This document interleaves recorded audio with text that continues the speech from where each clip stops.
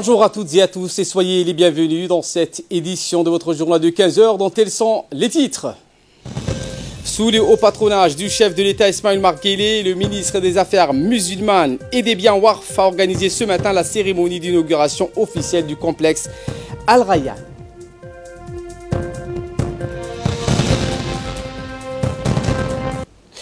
Voilà pour le titre. Merci si vous nous rejoignez sur Télé Djibouti. Nous commençons avec cette cérémonie d'inauguration sous le haut patronage du chef de l'État Ismaël Marguelé. Le ministre des Affaires musulmanes, de la culture et des biens Waqf a organisé ce matin la cérémonie d'inauguration officielle du complexe Al Rayyan, qui est à la fois une zone résidentielle et un centre commercial placé sous la gestion du Diwan al-Zaka.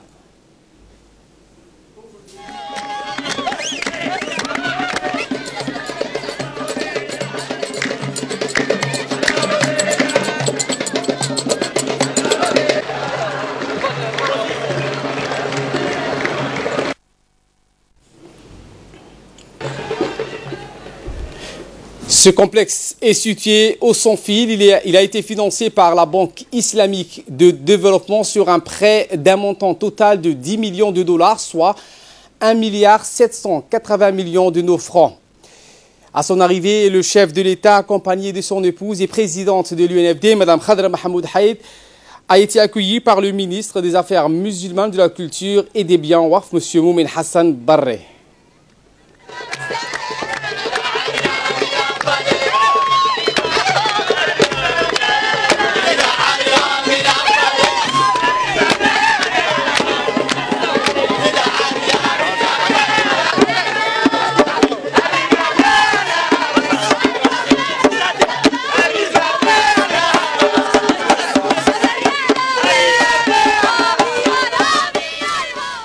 Cette cérémonie s'est déroulée en présence, outre du couple présidentiel, du PDG de la Banque islamique pour le développement, du ministre des Affaires musulmanes, de la culture et des biens Waqf, du président de l'Assemblée nationale, des membres du gouvernement et des parlementaires, des membres du corps diplomatique accrédité à Djibouti, des représentants des agences internationales et autres ONG, des élus locaux et ulémas, ainsi que de nombreuses personnalités civiles et militaires.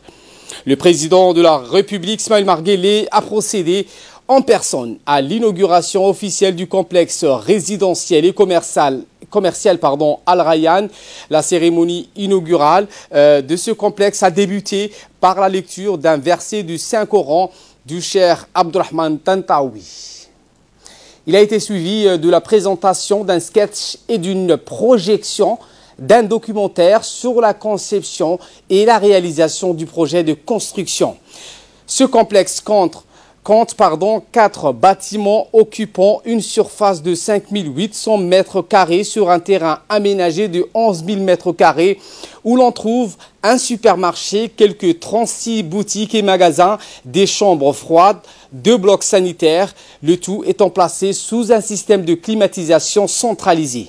2 parkings pour l'arrêt des véhicules ont été également conçus.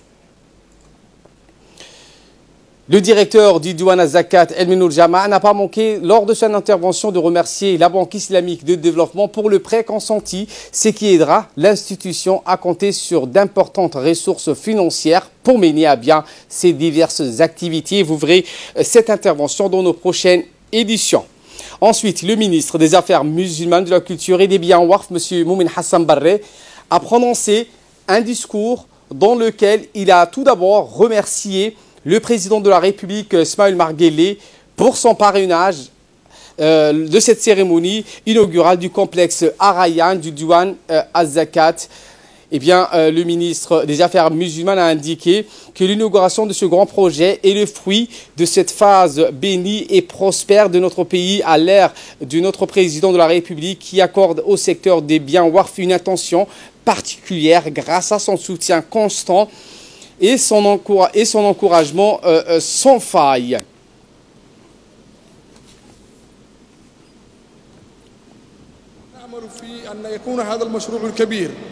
منطلقا لتنفيذ مشروعات وقفية رائدة ليس فقط على مستوى العاصمة جيبوتي ولكن على مستوى المناطق الداخلية بحيث تدعم هذه المشاريع السياسية الاقتصادية التنموية للحكومة في المحافظات et renforcer le rôle des dotations dans la société djiboutienne est l'un des objectifs dans la réalisation des projets d'investissement. Le chef de l'État, Ismaël Marguerite, a pour sa part indiqué que le centre commercial et le complexe résidentiel est une grande réalisation.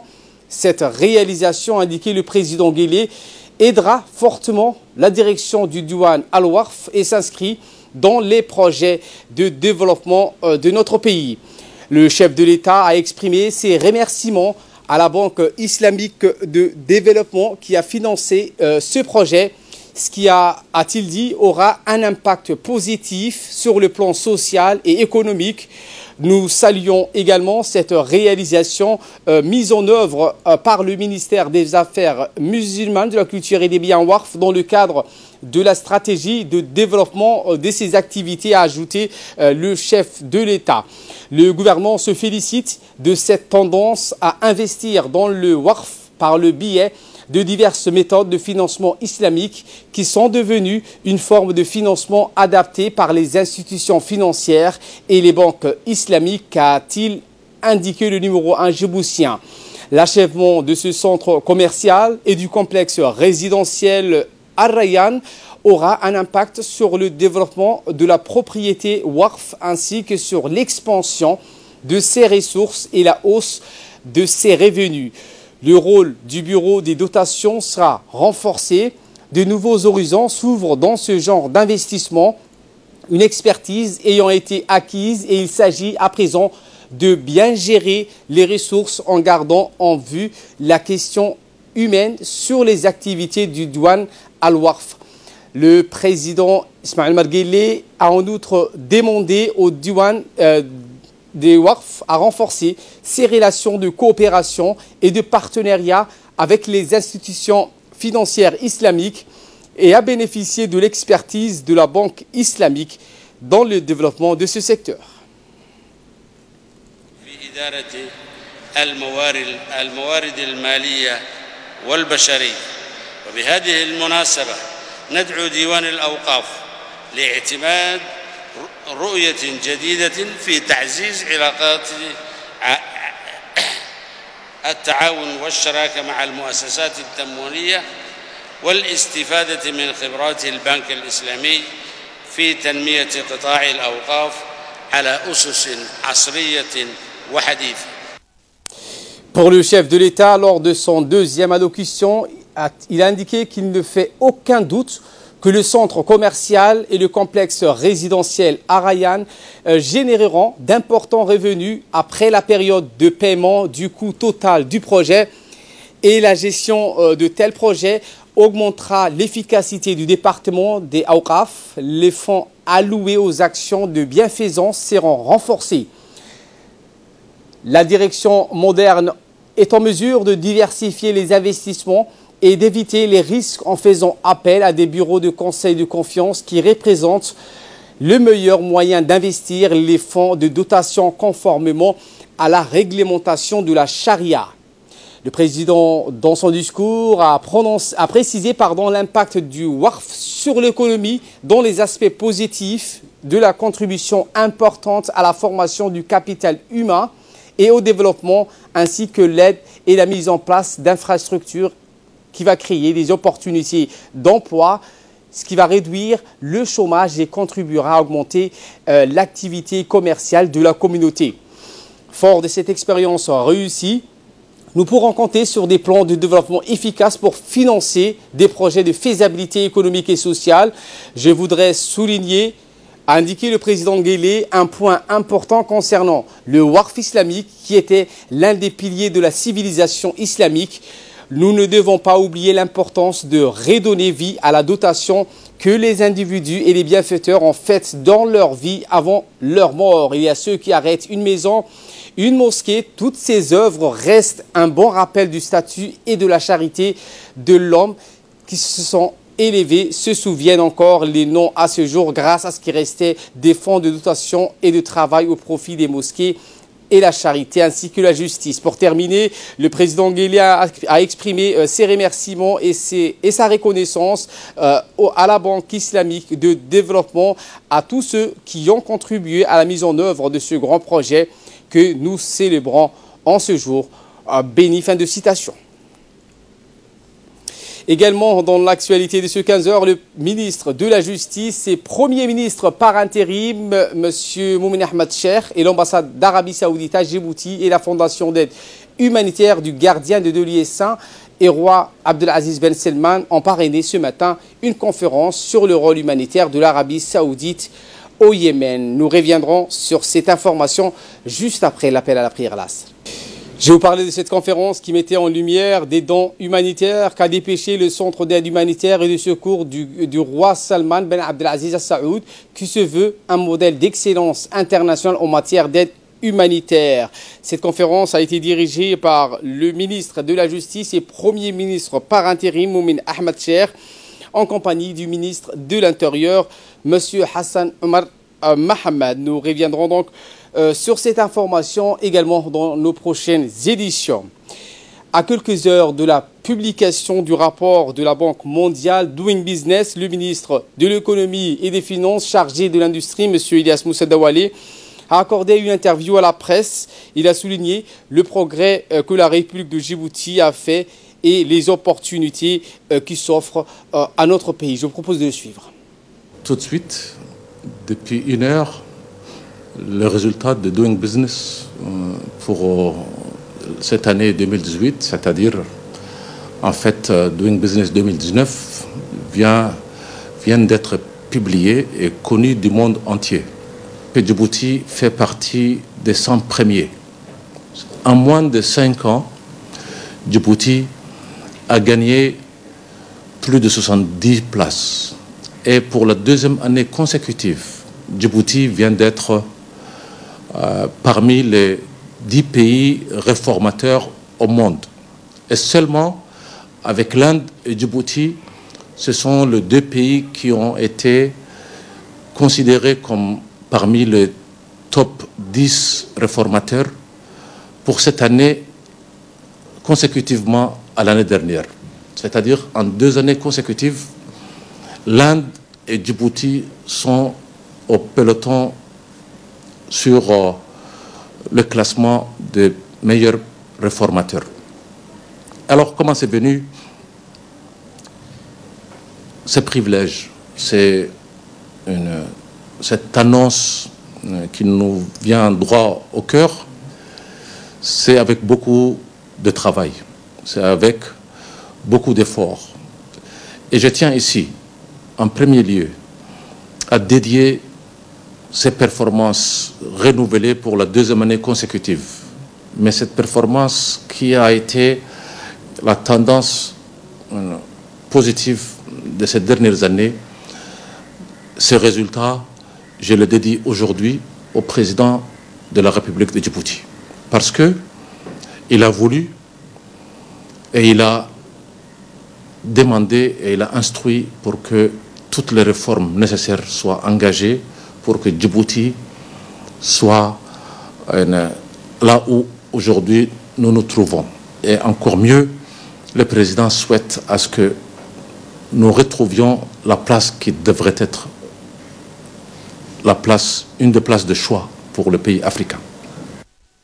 C'est le ministre de l'économie et des finances chargé de l'industrie, M. Ilyas Moussa Dawalé, qui s'est exprimé à quelques heures de la publication du rapport de la Banque mondiale Doing Business. Également, dans l'actualité de ce 15h, le ministre de la Santé, Dr Jama El-Mouki, a présidé une cérémonie de lancement du projet de lutte contre la malnutrition en présence de l'ambassadeur de l'Union européenne à Djibouti et des pays amis, ainsi que les représentants des différents organismes du système des Nations Unies tels que l'UNICEF, l'OMS, le PNUD, l'OIM.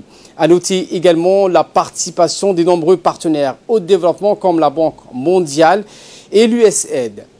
Axé sur la prise en charge et la prévention de la malnutrition chez la femme enceinte et allaitante et chez les enfants de moins de 5 ans, ce projet ambitieux est financé à hauteur de 6 600 000 € par l'UE à travers l'UNICEF et dont la mise en œuvre sera effectuée par le ministère de la Santé. Les 300 invités ont pu suivre une présentation du programme national de nutrition commenté par Mme Mounira, en charge de la direction de la santé et de la mer.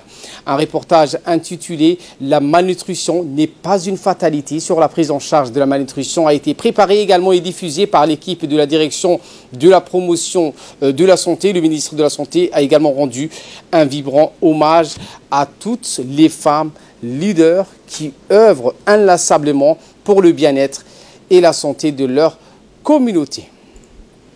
Au cours de cette séance, des discours officiels ont été prononcés. L'ambassadeur de l'UE, M.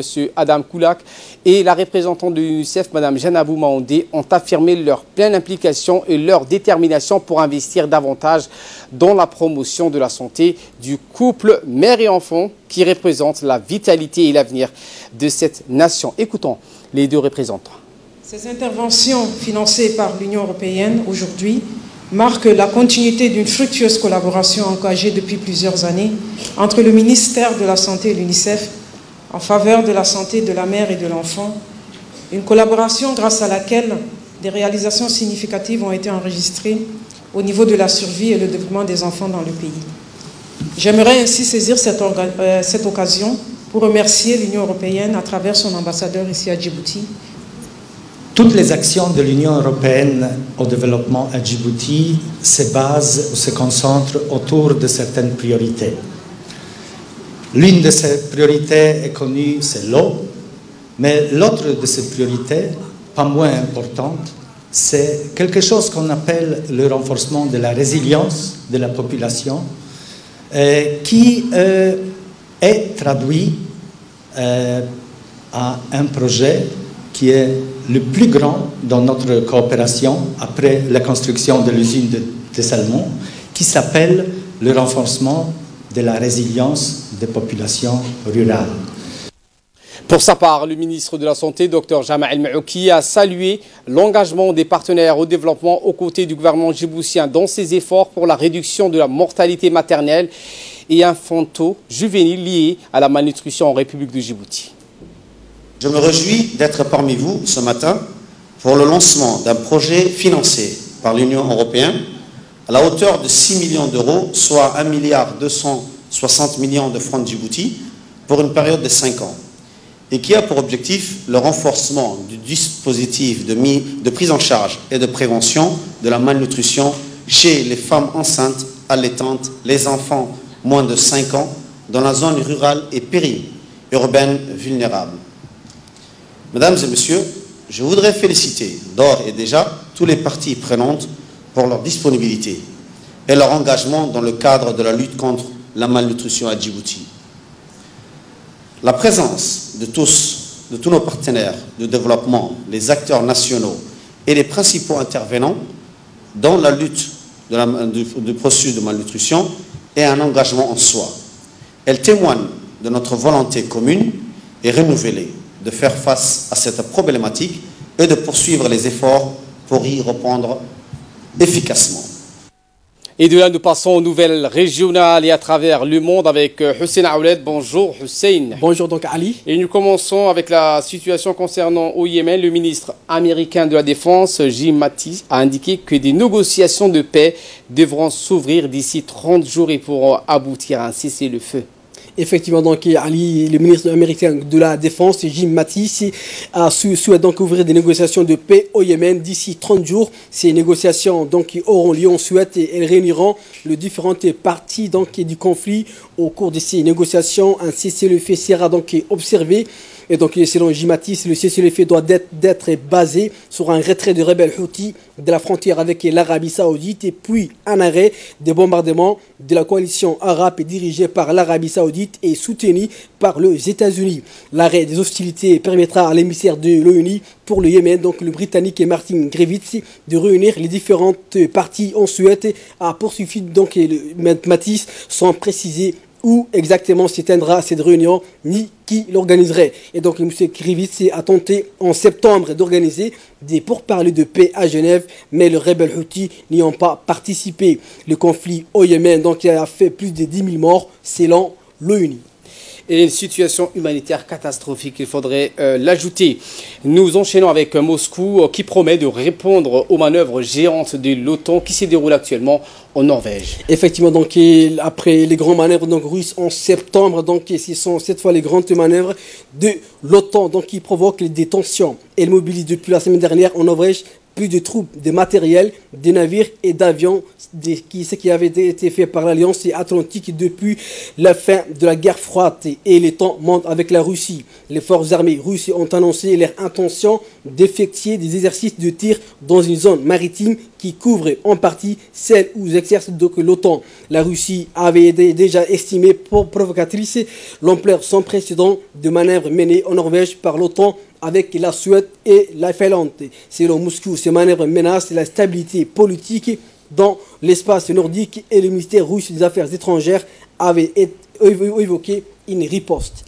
Et nous terminons avec cette inauguration en Inde d'une statue géante d'un ancien dirigeant nationaliste hindou qui s'est déroulé sous haute sécurité et forte tension politique. Oui, donc effectivement, l'Inde a inauguré ce mercredi sous haute sécurité, par crainte de manifestations des communautés locales, la plus haute statue du monde, un monument à la connotation très politique et bâti dans l'état d'origine du premier ministre nationaliste hindou Narendra Modi. Le chef du gouvernement indien a officiellement inauguré ces statues de l'unité qui culmine au-dessus des rivières dans une région reculée des Gujarat. L'édifice de bronze, de béton et d'acier mesure au total 182 mètres de haut et représente Patel, l'une des figures de l'indépendance du pays, et érigé en modèle par les nationalistes hindous.